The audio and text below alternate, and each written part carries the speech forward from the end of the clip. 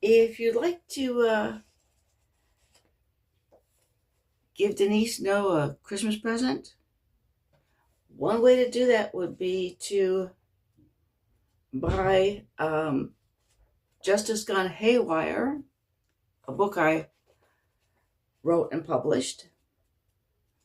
And another way, if you already bought it, would be to put a positive review up on Amazon. Okay, now one thing I want to point out is the first chapter, which kind of stands apart from the other chapters because it's about a case that did not take place in America and took place several centuries ago, is about Queen Catherine Howard, the fifth wife of King Henry VIII. Now, it's called Queen Catherine Howard in her defense. Now, the odd thing about Queen Catherine Howard is that she is remembered as the bad girl. Okay, one reason King Henry VIII is remembered is that all of his 6 wives fit into feminine archetypes. Catherine of Aragon, the betrayed wife. Anne Boleyn, the temptress. Jane Seymour, the good mother. Anne of Cleves, the ugly sister. Catherine Howard, the bad girl. And Catherine Parr, the grieving widow. But I try to show in this article that Catherine Howard may not deserve her bad girl reputation.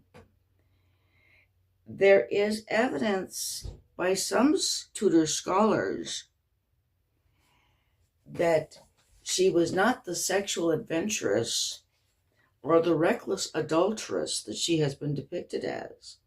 She's always depicted as this giddy, hedonistic sort of character, very reckless, very silly, and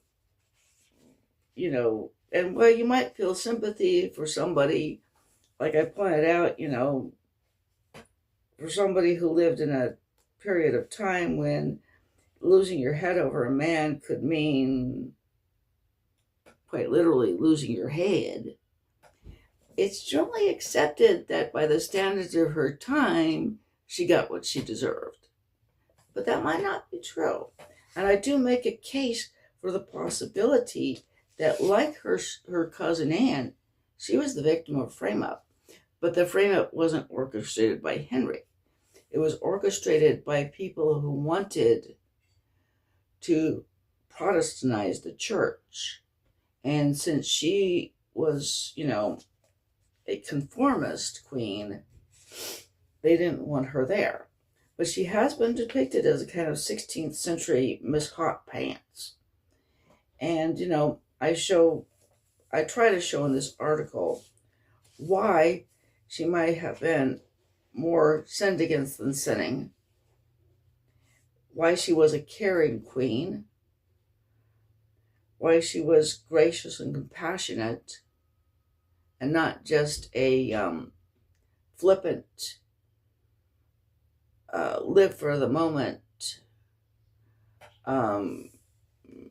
silly sort of juvenile delinquent. And, I drew on historians who believe that, there was a plot against her and that there was a lot more to her than most people think there was. And maybe you'd like to kind of read read this chapter and realize there was another side. There is another side to the story of Henry VIII's fifth queen, Queen Catherine Howard. Okay? But of course, there's a lot more to the book, Justice Gone Haywire. That's the first chapter. Okay? So, you want to tell me Merry Christmas and say you bought Justice Gone Haywire or you put up a good review? You'd make my Christmas merry.